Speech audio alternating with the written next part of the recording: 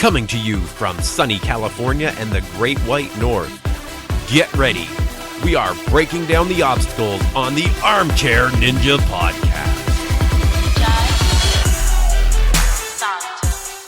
Hello, everyone, and welcome back to the Armchair Ninja Podcast. It is Saturday, July 15th, 2017. My name is Rich, and joining me to cover the ANW9 Cleveland Qualifiers is Bijan. How you making out? Best episode this season. Really? I mean, I thought it was good, but I don't know if we call it the best episode. I'm calling it. I love this episode. Best episode this season. Good. I'm glad That's you liked it a lot. Say, man. Okay, so let me hear which episodes did you think was better, man? I'm loving everything about this. Stories, the runs, just the overall vibe. I love this stuff. Yeah, I don't know. I liked it. I thought it was really good. I don't think I would call it the best. I'd have to go back through and take a look. But you know, it was a really solid episode. I just don't think it was the best one we've had. I disagree with you, bro. I'm sure we're going to have some episodes that top this, like going on to the season, because we're still relatively early in the season. So far, I really like this. It was really good stuff. I really don't have much to complain about this episode. I really enjoyed it, guys. You know what it is? Actually, I have to say, let's kick it off right from the top. I liked the course, but not as much as I've liked all the other courses. Well, that is a very good, fair point. I was going to say, the one kind of minor thing that I had is this course was a little bit weaker in difficulty than the other ones. But at the same time, that's not really what I'm going into the qualifier runs for. Sure, the later on, like the city finals, those matter a whole lot more to me in terms of like difficulty of the course and everything. With this, it's much more about the stories, the personalities, and the people that we're introduced to. And I must say, they really hit a home run with almost all the stories that were presented to us this episode. Not much fat in the slightest. I think the only episode that comes close to this is the Los Angeles episode, and I think I enjoyed this a little bit more. I really enjoyed this stuff. All right, so let's run it down. Let's see what we had. We had for the course the floating steps, the rolling log, razor's edge, that's one of the new obstacles, ring jump, the I-beam gap, and warped wall. So not as many new obstacles as we're used to seeing. And the razor's edge, it was okay. It's pretty much it's really only the new obstacle, because the I-beam gap, I mean, we've seen that, or at least a very similar version of that in stage 3 for many years. So really, Razor's Edge was the only new one that we're getting introduced to. And in terms of the balance obstacles, it's not really the hardest. I gotta say, I mean, last week's balance obstacle was way worse than this one. With that said, I mean, this one's still a tough obstacle. It's no joke. So, you know, I would say, if we're rating this between 0 to 10 in terms of difficulty, I'd give it a solid 6. I don't know. I always use the competitors to judge that because I can't really tell from looking at the course. So we didn't have a record number of finishers. It was we had a lot though. Was this the most we've seen this season? Because I think we had over 15 or about 15 people that completed the course. All right. So taking a quick look, I'm not going to go through all the courses, but we can see that Kansas had less with 10 and Daytona had more with 18. So I mean, it's right in there because this one had 14 from what I could see. Yeah, man. So I don't know. It's got some difficulty, right? Yeah, it must because I don't think the ninjas in any one region are stronger than the others. They don't seem to be. So yeah, I guess it's right in the wheelhouse of where we expect it to be. I think one clear thing is that a lot of these obstacles on this course are very grip heavy. You've got the rolling log that you have to hold on for your dear life with your legs and your arms. And then you go right into, well, you do the razor's edge, of course, which really isn't grip heavy. But then you got the ring jump, which is really, really taxing on your grip strength. I mean, you are slamming upwards and then downwards this ring, and you're holding on for your dear life. And you saw just the strain that does on people's hands. Right after that, you've got the I-beam gap, which you've all seen these types of obstacles. That thing is so taxing on your grip. And when I say grip, not only your fingers, guys, but also your legs. Once again, you're wrapping and holding yourself up with your arms and your legs on the rolling log, and then you got to do it again on the I-beam gap. So if there is one component that maybe you're not getting the visual aspect of necessarily, but when you think about it, it makes a big difference. It's all of these obstacles going back to back to back, taxing on people's grip. And I think that was a big factor in this episode. Yeah, maybe that's what it is. Maybe it's not so much the difficulty of one, but they kind of hit the same body part over and over again. Yeah, it's a gradual effect. So taking a look at the first competitor, we have Michael Nowakowski. He's a super fan who got a golden ticket from NBC Cleveland, his hometown. Yeah. That was kind of cool. Yeah, I liked it. He missed out on getting that call, but at the same time, he got kind of a unique experience of getting told that way. So that's neat. Hey, if there's one way to get notified that you're going to be on the show, this is the way to do it. National television and all that. I mean, that's awesome. Plus, he gets to show off, like, his backyard, how much of a super fan he is. He built, a course in his backyard. I mean, this isn't some random schmuck that they're sticking in the first slot where they're just going to sell this, like, kind of pointless story and then him fall on the second obstacle. I mean, this guy actually has a legit story, true emotion, and like really wants to be on the show. And yeah, I mean, this is a way to start off the episode. Yeah, it was interesting because he was very solid for a first run. He just got tripped up because he tried to do an early dismount from the ring jump and ended up hitting the water. But yeah, no complaints. That guy was a really good run. Yeah, I was rooting for him all the way. It's nice when you're already invested in somebody's run at the very beginning of the episode. It's really cool. Next up, we had Shannon Pagliari, who had some condition. It was a little sketchy on what exactly was going on. She had her foot drop at 30, and she had to wear a brace. And she basically went into ninja therapy and started going to a ninja gym, and it seemed to help a lot. She had a really, just like the biggest smile on her face running this course. She was so... She drew you right in with that smile. She came so close on the steps twice, but she did manage to make it through. I was so happy she did get through that obstacle at least. But she went out in the rolling log. It was a cute little run. Yeah, I liked it. She showed off so much personality, and she seems like just a happy, enthusiastic person. I mean, those smiles, as you're saying, so infectious. I loved it. You see her training, that this sport really helped her life out. Yeah, they're a little ambiguous, but it still pertains to like her knees and everything and her feet. So maybe you've got that intrigue. Maybe it'll trip her up on the course or not, or maybe she's fully comfortable. All those question marks going into her run. It was really engrossing, and as you said, there was some drama to her run as well. I mean, that's the stuff that really counts a lot, and I loved everything about it. She showed a lot of heart on the course too. Big thumbs up. Yeah, if you're gonna show someone going out earlier on the course, this is the kind of run you want to see, where someone's fighting their way through, overcoming obstacles, for lack of a better term, but but has that personality on top of it, right? Where you want to see them do well. They're just very, very engaging. So yeah, big thumbs up. Yeah, biggest smile on her face. Oh, love it. Next on the course is Mark Ribeiro, a great big guy with a really cool beard. They started half into his run. I like when they do that. I really wish they would take advantage of that more. We don't need to see all the first obstacles from everybody, right? Just cut into the middle of his run. That way we can fit more people in without really seeming like we missed a whole lot. He showed us that, he beat the ring jump, showing us how that can be done. But he really struggled on the vertical of the I-beam gap, which kind of set up the rest of the episode. It seems like the bigger guys always have trouble with that, trying to go vertical once we get to that I-beam cross. Yeah, man, that vertical part, it's going to be tough, especially when you've got all that weight bearing down on you. Like, gravity sucks, dude. And yeah, it's cool because that involves so much technique. And if you don't have that technique and that grip strength, I mean, you're going down on it. And I love those small little facets of it. How much do you think is pure upper body work, or how much is, like you said, technique? I'm wondering what the technique is. They don't seem to go into a whole lot of detail. Like, how can you engage your feet? Because the ones that seem to make it look easy are somehow using their feet to help out. Well, from what I mean, I can't speak to, I know exactly, but from what I see. Exactly. Bijan, every time you've done this, how did you do it?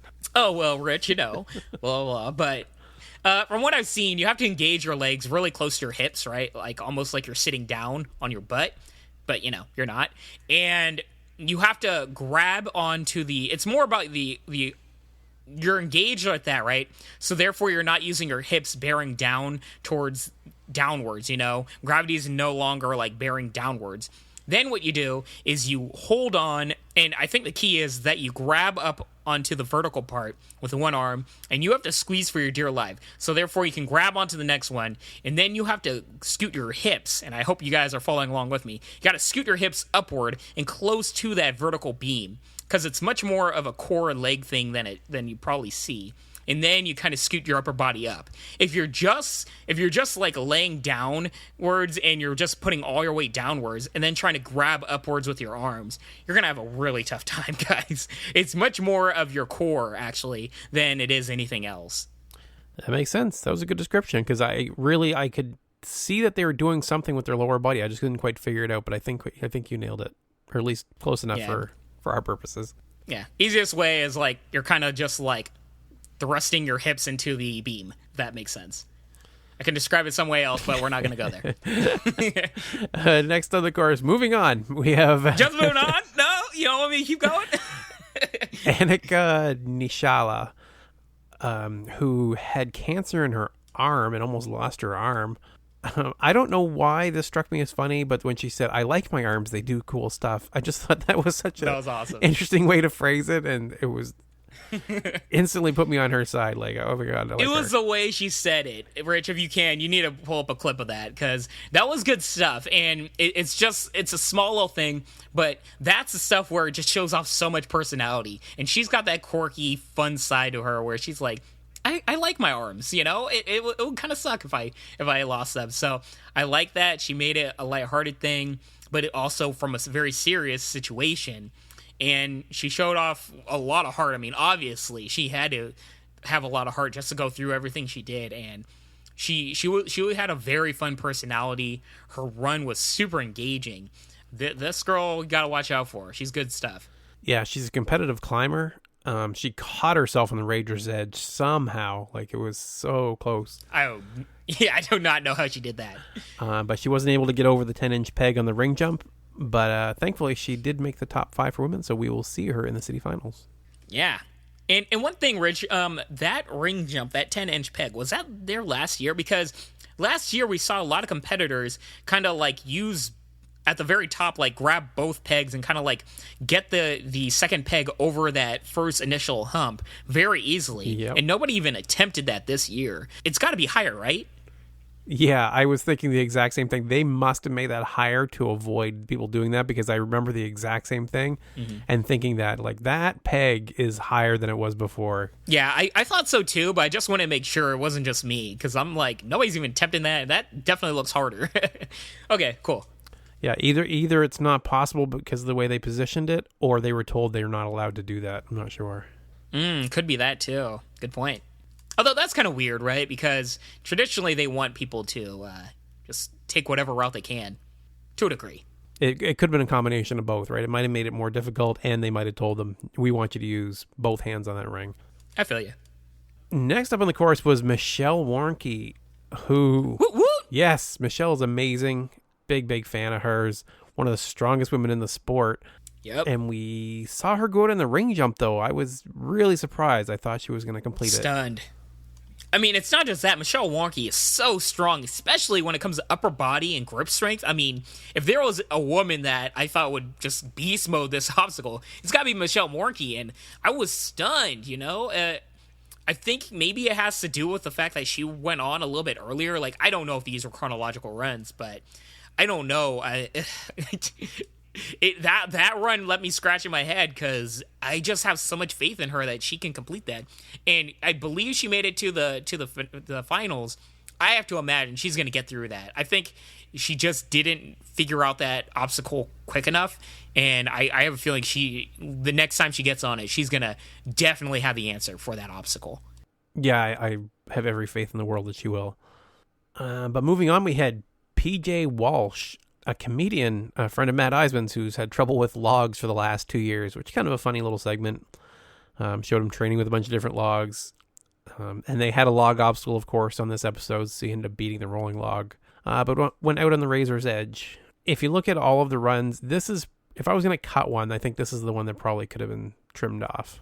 Yeah, I agree. I would say it could be shortened, honestly, or not needed, but it's not something where it's egregious, where I'm like, oh, why did you have this? You know, it wasn't offensive to me, and it was short enough. Yeah, it was cool, and I like the little story they have with the logs, but I don't know. For me, it's more of like him hitting the third obstacle than just the quote-unquote log obstacles. Yeah, I think this guy more so needs to focus on his balance rather than logs. Yeah. I have to mention, there's one of the fast forwards here. I don't recognize the guy, but there was a beard ninja here with an epic... Oh, we got to talk about the beard. Red, white, and blue beard. Oh, my God. It wasn't just red, white, and blue. It had, like, Ninja. It was a full Ninja Warrior, like, logo. And first of all, that takes a lot of talent. That is an epic beard. Takes a lot of talent to dye it perfectly like that. I mean, I don't know how he did it, but that was quite amazing. And yeah, I see that, and I'm just like, I want you to do so well. Where did he fall at? I don't think he made it to the finals, right? No, I don't think so. Ugh, brutal, man. I want to see that beard again. That beard gives me life. It was so good. Speaking of giving life, Allyssa Beird brought life to the episode. Yes. Oh my God. It was so great to see her again and to see her do so well. And they had a cute little segment. Her and James McGrath are dating now. What is with James McGrath and these great little home segments? It used to be him and Drew Dreshel. Now we got Allyssa Beird. It's so good. First of all, congratulations to Allyssa Beird and James McGrath. I mean, two amazingly nice people. I'm so happy for both of them. Like, if you guys know anything about like James McGrath real life or Allyssa Beird, they just come off like the nicest, kindest, awesome people on the planet. So happy they're together. They seem just so genuinely happy together. Like, they're so new. I don't think the L word is being thrown about, but you can kind of feel they've got that connection. Good on them. And it's kind of cool, this whole power couple structure that we're getting on this show, man. I mean, they both have that just extreme passion. They're both going to boost each other up. I mean, this is really awesome. And more than the vignette, her run was so engrossing. It was just the drama. Not only the fact that she completed the course, but just the struggle that she had going through it. I mean, and she is tied for the athletically profound run of the night. Congratulations. Yes. I loved everything about this. Give an apple to the teacher, right? Like, I actually liked that. I thought that was really cute. Oh, that was one of us. The whole time, like, why the apple? Come on. From one teacher to another, like, I'll tell you right now, she probably did not want that apple. Well, no. The whole... that whole cliche is like, oh, seriously? I liked the Akbarism. I wasn't so keen on him throwing the apple. She could have got hurt trying to grab that thing. But as far as her run goes, watching her go backwards up the ring jump, I thought was really cool. Kind of set up this interesting technique for making her way up. Mm-hmm. It was a really cool technique that a lot of people adopted. And those back muscles, damn, bro. Yeah. Holy. Like, whoo! This girl definitely lifts. And I also have to give a quick shout out James McGrath and Alyssa's friend on the sidelines. Just amazing reactions from them. I loved that. Alyssa had a big old smile on her face the entire time, struggling through getting it out through all these obstacles. And she made history again, man. I believe they said she is the 6th woman up the warped wall. Was she 6 or 7? She's somewhere like that. Really cool. Yeah, she's the 6th up the wall. The first woman this season to hit a buzzer, which I hadn't clued into until they said that. That's crazy. Whew. Yeah, they keep stepping up the course because these women are getting stronger and stronger every year, and there's no question they could have crushed the course in earlier seasons, but they keep making the course so crazy difficult. It's just a constantly moving target, right? Yeah, not just that, though. I mean, from a lot of the women we're seeing, I mean, I have to say Allyssa Beird and Jesse Labrecque, both of them I can easily see completing stage 1 and probably 2 in the Vegas finals. I haven't even seen the stage, but from the stages we've seen from previous seasons, these women have all the talent in the world to just beast mode those things. And I'm so happy that we've got just all around perfect, amazing female competitors. Yeah, and right after her, we get to see James McGrath run the course. I like that. Yeah, that was cool to put them back to back that way. And by having, if we had more couples, we get to see more segments with each of the, the little preambles because you get a kind of a 2-for-1. Yeah, but not just that. They didn't skip him, Kind of like I was expecting, like, for instance, Thomas Stillings and Daniel Gill, back to back. You see both of them, maybe one, like, cut in half, kind of. But they just skipped Thomas Stillings. At least we got James McGrath's half run, and I appreciate that. You already hit it earlier, where they kind of just cut into the middle of it, like, cut out, obviously they're going to complete the first half of the course. Like, I like that kind of stuff. Yeah, I think they had to kind of show it because he did that epic step across the gap, like practically doing the splits with using all of his reach to get across there. That was cool. That was awesome. Yeah, that's some creativity that I like to see. Different techniques, like approach to really tough obstacles. And I like the fact that he used his frame like that. It was really neat. So that made them the first ninja couple to hit buzzers on the same night. Good on them. And they wouldn't be the only ones for very long, though. Isn't that funny? Like, to have them set that first and then have it happen again on the same night. That's kind of cool. Yeah. With the other top-tiered woman this episode. Yes, who they may have hyped a little bit through this episode, which was cool by me. Just a little. You know what? She's got a long way to go to catch up, so hype away with her. Yeah, and they're never going to match how much we hype up Jesse Flex or Labrecque. I think we overdo it probably more than they do. Yeah. So next up, Mustache Man. First of all, what did you think about this vignette, huh? It was too much. It was a little too much. I think the costume and the personality came through pretty loud and clear. I really don't know if we needed the segment so much. Yeah, it was not needed to. Could be shortened. I loved just as you said, the outfit, the electricity, the energy. I loved everything about it. I don't think we needed a whole video of him describing how he gets his mustache. That part was painful. That was the most painful part. I don't think we need that. But, it's whatever. Nobody's going to tamper my style tonight because it was such a good episode all around. And I don't know. I found him kind of fun. Yeah, he was fun. I had no problem with him, actually. He's a bigger guy, which kind of gets lost in the mustache and all the costume and everything. Like, he's a big dude. Like, he's very, very solid. He ended up going out in the ring jump, but he had a solid performance. He was actually really good. Yeah, it was fun. I love how many people had, like, the little mustache thingies in the crowd. It's cool. Yeah, that was good, too. Next is, oh my God, I can't stress enough how much better I feel about my ANW Fantasy team after watching this segment with Najee Richardson. Oh, yeah. Good on you. I mean, your team is looking quite strong. He's been training with Chris Walcheski, Jamie Rahn, Drew Dreschel. We can see that he's taking this very seriously and looking fantastic. He had no problems. Jumps 4 pegs on the ring jump. I love this guy more than ever. I'm so happy that he's just not falling off the radar this season. He's still front and center and still kicking butt. Yeah, he's so good. Like, his story, his personality is so humble and infectious and everything like that. But it's nice to see somebody come from a different background because we have so many rock climbers and blah, blah, blah, different things. This guy comes from a top-tier at Olympic-level gymnastics background. And when we see top-tier gymnasts on the show, they do really well. And they bring a different dynamic to all these obstacles that we don't usually see. It was funny because I remember last year when he dropped on the salmon ladder, and I was like, out of all the obstacles, that is not the one I was expecting. Right. And he even says it. He's like, how did I fail on the salmon ladder? I see this dude doing like front flips and then transferring over a salmon ladder. It's like, this guy knows the salmon ladder. I'm glad he's taking it so seriously because he has so much potential and promise. I mean, this could be a huge, huge breakout year for him, likes that we haven't seen in a while. I mean, we all know the young guns that show so much promise in their sophomore years. Daniel Gill, Ian Dory, like very like these young studs, and Najee Richardson. I think we're going to see a lot from him this season. I would not be shocked if we see him go deep into stage 3 and maybe 4. Yeah, I love that they gave him lots of love on the show too, because that bodes well. That's all I'm going to say.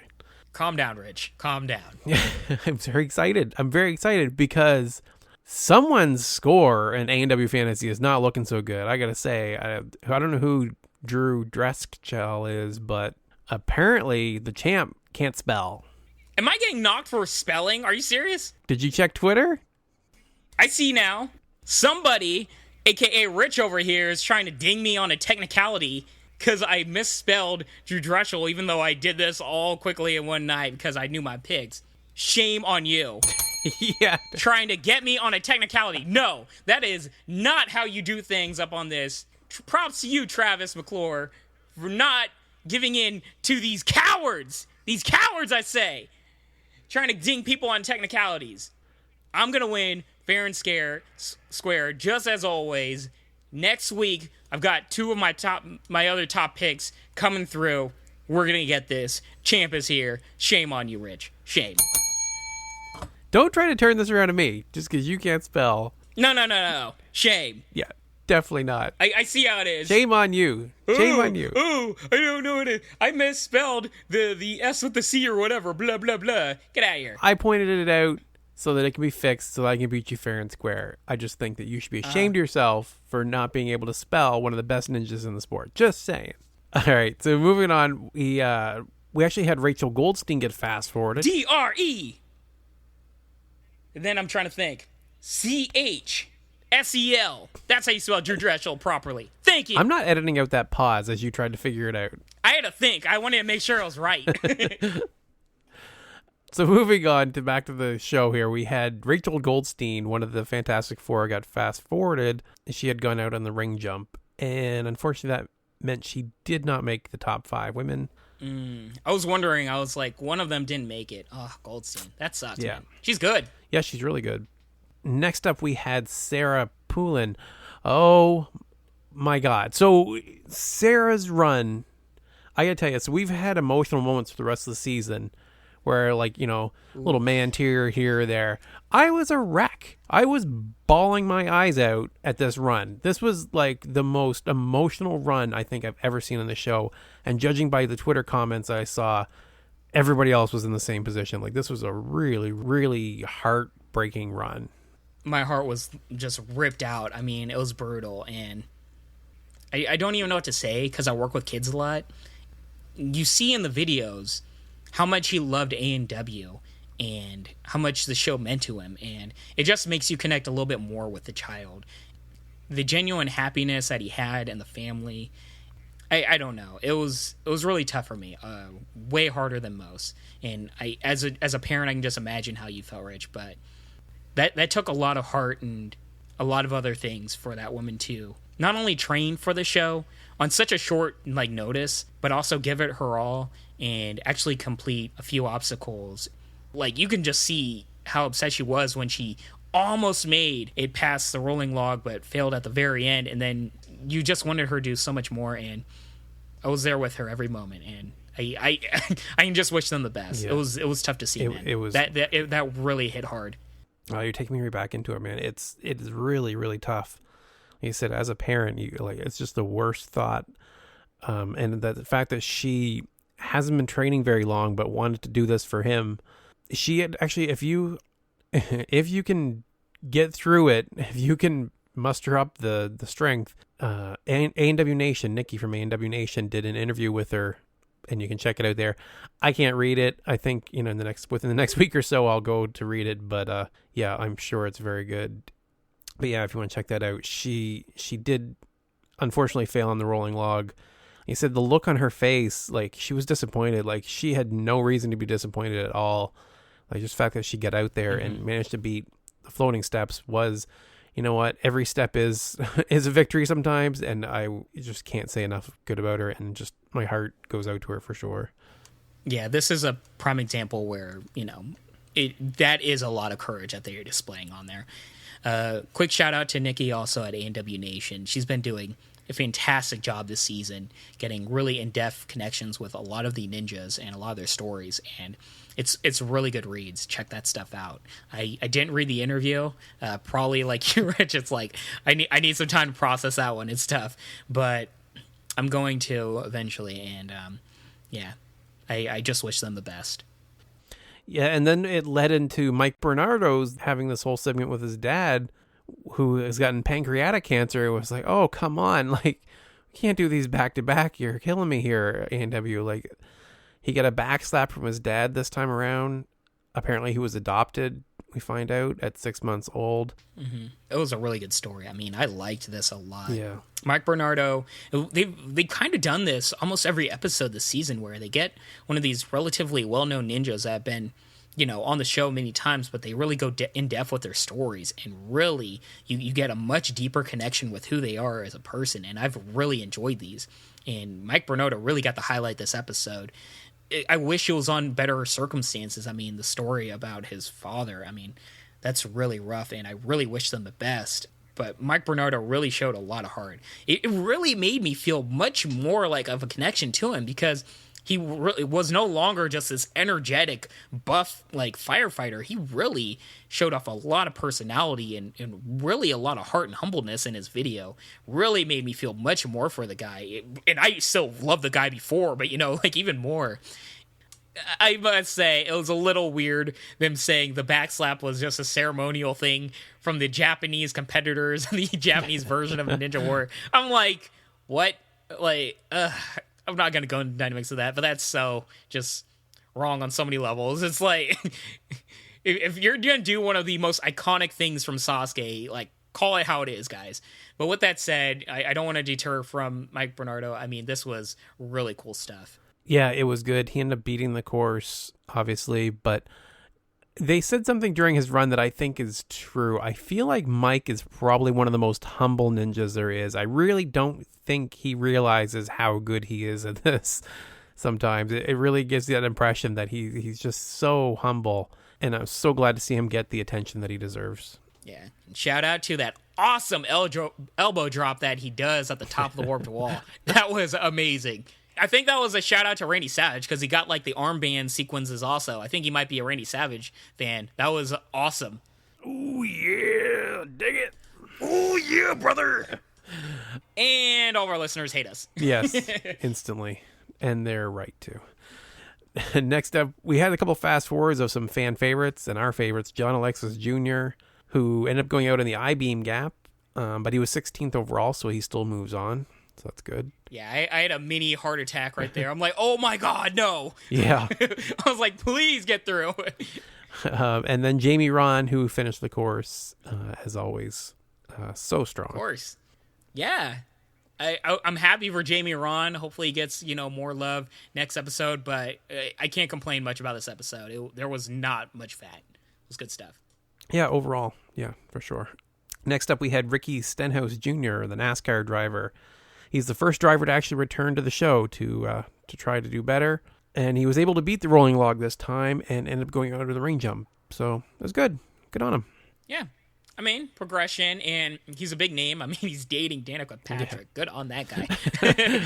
Much props at many levels. But yeah, I mean, it was an actual celebrity that actually, like, trained, gave it his all, actually got a little bit far into the course. I mean, I can't complain. Good on him. Yep. No complaints there. Next up, we had Matthew Guardo, the Pocono Ninja, 54-year-old rookie who came out of nowhere. I love this guy. Do you see him training? I love these, like, older ninjas that just, like, kill it in training and everything. It's like, where do these guys come from? This guy builds all these weird versions of the obstacles. He's got like this peg monster across the gym. He's got a folding salmon ladder rig. Like he is taking it seriously, and he's being very ingenious with his use of space. Oh yeah. And you got to give it up to this guy's heart. I mean, he loses a shit. First of all, the one thing about when you're older is, they always bring it up, the agility and stamina are the things that go away immediately. And something like the rolling log, that's almost like way extreme for an older competitor. I mean, that's asking a lot of them. And this guy gets through that. I don't know how he did. I mean, people have his age didn't get through that obstacle. He loses a shoe, and he's not just like, oh, what do I do? He's like, well, taking off my shoes and getting through other obstacles. Gets through the balance obstacle barefoot. First of all, it's terrified he's going to break his toe. But like, I just love the ingenuity of this guy, his adaptability, and his heart, man. He just showed it, and he gave it his all at his age. This was a very tough course for somebody his age, and he was like, nope, just going to beast mode through it. Yeah, and he looked really solid on the ring jump, too. I was starting to think he was going to beat that, too. Yeah. I mean, I was seeing his laches on the ring jump, though, and I was like, maybe not.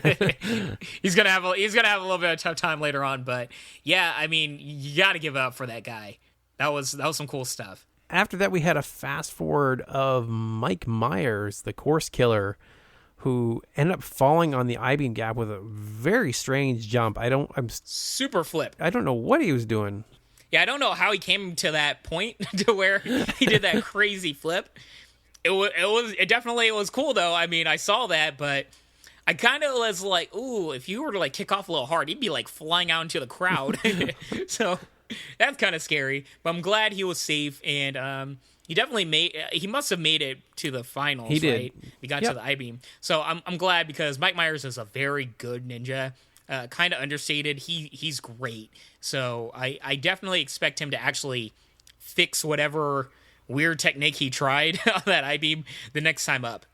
And another person that was fast forwarded was Michael Torres, and he was one of these young rookies, kind of like Josh Levin, and he showed a lot of promise. And I loved seeing him again, even though he was fast forwarded. You get to see just how talented this kid is. He beast moded through the course. I believe he got the fastest time, and the way he was getting through that ring jump. I mean, this guy is going to be a stud, and keep an eye out for him in the finals. I have a feeling he's going to Vegas this year easily. All right, and then we had Joe Moravsky, who unfortunately had a little bit of a heartbreaking story of his own. His uncle Rob, the dad of Rob Moravsky, who may have mentioned a few times on past episodes, he ended up dying this past year. And they showed, I think it added a lot to the story, showing his uncle that he is so supportive of him. He was on the sidelines. They kept showing like how close he was to his uncle. So that was really sad that he said he was running this particular run for him. And you could see on his face when he completed it, like he was like, "That's for you, Uncle Rob." He's just ridiculously good. Like there was no question he was going to complete the course. He is like the most consistent ninja out there. Oh yeah, that story that they had, or vignette they had beforehand, it was heartbreaking again. I mean, this episode was really heartbreaking, but they're compelling stories. I just wish we had better circumstances for the stories. You know, his uncle, man. I mean, as he said, they showed him every single course, every single thing, even the qualifiers. The guys there were just so strongly rooting on Joe Moravsky, and you know, this was a tough one for Joe, and he got through it. And seeing him break down at the top of the warped wall, I mean, that was a really emotional moment that was, I don't know, really engrossing once again. And I just wish them all the best. And yeah, I don't know what else to say anymore. I mean, there's so much heartbreak on this in this episode. It was nice to see him, like, so his wife couldn't be there for once, so they threw the phone up to him and he held it up for his wife to see the view from the top of the warp wall. That was kind of nice. Yeah, it was cool. Joe is such a competitor that we get to see that side of him all the time, and we get to see the softer side of him once in a while. We saw with his daughter, of course. I mean, we've been on a life journey with him at this point. We've seen so many aspects of Joe Moravsky's life. You feel like you know him even if you haven't met him, man. Yeah. Then they fast-forwarded Anthony Defranco, who got the fastest time the last 2 years in a row. That was weird. Yeah. What are you going to do to get featured? How do you fast-forward that guy? Nicholas Coleridge of the city. This poor guy. Yeah, it was like flying through. I don't know, man. And when you see him, it's like, you like, this dude is fast. It's like, why are they skipping him? I don't know. He must have like just like a black hole charisma or something. Like, what's going on? I don't know. But yeah, and then it came to the run of the night, the one we were waiting for. Jesse Labrecque. Yes. She moved in with her boyfriend Chris DeGangi. Was a very. I was about to say we're kind of skipping somebody. Well, yeah, he got fast forwarded, I think. Oh, we're just gonna like just this poor guy's gonna live in his girlfriend's shadow. Is that what we're gonna do to this poor guy? Yeah, completely. He got some spotlight in Jesse Labrecque's video, though, so I guess that's where he will get his time to shine. He will forever be known as Flex Labrecque's boyfriend, and I mean, I can't blame them for that. I mean, if you're dating Flex Labrecque, you're no longer going to be the A side. Poor of that. Guy. You know? Oh, I feel so bad for him. I don't. He's dating Flex Labrecque. Good on you, bro. Exactly. And not just that, I mean, he's getting through the courses. He gets to train with one of the top ninjas in the sport. I mean, this guy's living life, and good for him. I wish him all the best. Yeah, I think they said he was returning he was actually on the show years ago and hasn't been back for a while. Really? How old is he? He looks so young. Yeah, I don't know, and I really should have taken better notes on that part, because they did mention that he had been on the show in the past. I'm sure of it. I don't know. But yeah, so Jessie gets on the course, and she just killed it. Like, she did everything that we know she can do. She destroyed the ring jump. Just destroyed. Oh, God. It was like just an epic run. Put her stamp on the sport. Like, totally justified all of the hype for the night. I was so excited to see her. I honestly didn't even notice the palm thing. I was just totally engrossed. And yeah, it was awesome. It didn't even matter. I mean, she's going on the course. You kind of just have that feeling she's going to do it. And, oh, she was so good. As you said and alluded to, her on the ring jump was just a thing of beauty. She made that thing look like a joke. An obstacle that was just destroying everybody else in the field this night. She just made it look so easy. So flawless. She's so strong as a competitor. And I was just so happy. Not only did she make history again as the 7th woman to hit the buzzer. I think she's still the 6th. She was the 6th? Because she didn't hit a buzzer before. That was the weird thing, right? She had beaten the wall. But Allyssa Beird was the 6th, wasn't it? She was the 6th to beat the warp wall, right? See, Jess Labrecque got kind of robbed last year because she ran the finals course to beat the wall, to be the 5th woman to beat the wall, but she didn't get to hit a buzzer at that point. So they're counting it like that, huh? Yeah, so yeah, Allyssa was the 6th woman to beat the warped wall, but this was Jessie being the 6th woman to hit the buzzer. Go figure.